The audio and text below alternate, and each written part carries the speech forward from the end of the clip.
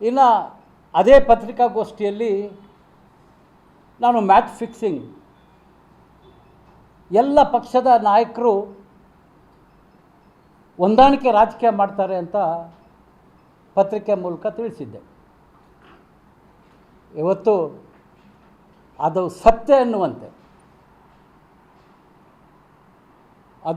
ಅನ್ನುವಂತೆ D K Shivakumar ಅವರು, ಮಾನ್ಯ ಉಪಮುಖ್ಯಮಂತ್ರಿಗಳು, ಅವ್ರು ಹೇಳ್ತಾರೆ, ವಿಜೇಂದ್ರ, ಕಾಂಗ್ರೆಸ್ ಕೊಟ್ಟ ಭಿಕ್ಷೆ ನೀನು ಶಾಸಕನಾಗಿರ್ತಕ್ಕಂಥದ್ದು, ನಾಗರಾಜ್ ಗೌಡಂಗೆ ನಿಲ್ಲಿಸಿದರೆ ಗೊತ್ತಾಗ್ತಿತ್ತು ನಿನ್ನ ಬಣ್ಣ ಅಂತಕ್ಕಂಥ ಮಾತನ್ನು ಹೇಳಿದರು. ನಾನು ಹೇಳಿದ ಮ್ಯಾಚ್ ಫಿಕ್ಸಿಂಗ್ ಇವತ್ತು ಕಾಂಗ್ರೆಸ್ ಅಧ್ಯಕ್ಷರೇ ಒಪ್ಕೊಂಡ್ರು.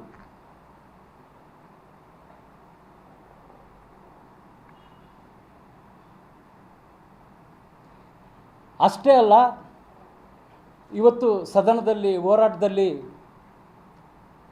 ಮೂಢ ಹಗರಣದ ವಿಚಾರ ತೆಗೆದುಕೊಂಡ, ಮತ್ತು ವಾಲ್ಮೀಕಿ ಅಭಿವೃದ್ಧಿ ನಿಗಮದ ಹಣವ ದುರುಪಯೋಗ ವಿಚಾರ ಬಂದಾಗ ಯಾವುದೇ ಒಂದು ಸಂದರ್ಭದಲ್ಲಿ ಮುಖ್ಯಮಂತ್ರಿಗಳಾಗಲಿ ಸರ್ಕಾರ ಈ ಯಾವುದೇ ಅಕ್ರಮ ಮಾಡಿಲ್ಲ ಅಂತ ಹೇಳೋದಕ್ಕಿಂತ ಹೆಚ್ಚು ನೀವು ಮಾಡಿಲ್ವಾ ಅಂತಕ್ಕಂಥ ಪ್ರಶ್ನೆಯನ್ನು ಕೇಳ್ತಾರೆ. ಅಂದರೆ ಈ ಎಲ್ಲ ರಾಜಕೀಯ ನಾಯಕರುಗಳು, ಎಲ್ಲ ಪಕ್ಷದ ರಾಜಕೀಯ ನಾಯಕರು ಅವ್ರು ಮಾಡಿರ್ತಕ್ಕಂಥದ್ದನ್ನ ಇವ್ರು ಮುಚ್ಚೋದು, ಇವ್ರು ಮಾಡಿರ್ತಕ್ಕಂಥದ್ದನ್ನ ಅವ್ರು ಮುಚ್ಚೋದು, ಇದು ಜನತೆಗೆ ಮಾಡಿದಂಥ ಮೋಸ ಅಲ್ವಾ?